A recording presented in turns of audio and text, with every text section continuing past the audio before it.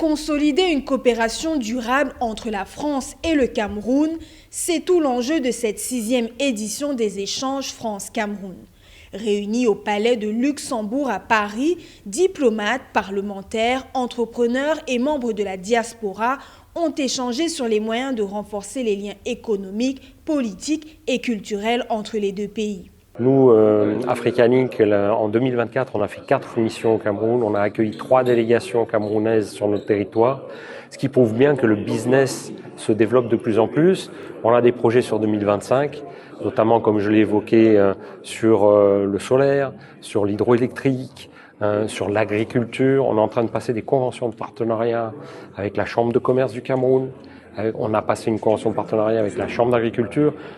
Et donc il faut vraiment renforcer le business dans les deux sens d'ailleurs. Il faut permettre aussi aux entrepreneurs camerounais d'investir chez nous en Europe. À l'initiative de l'Association des élus en France d'origine ou de nationalité camerounaise, cette édition a mis l'accent sur 3 axes.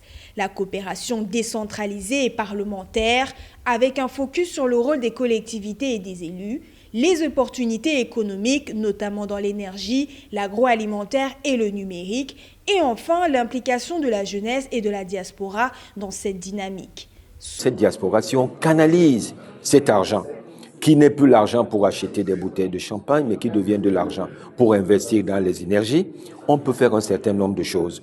Mais ça ne suffit pas.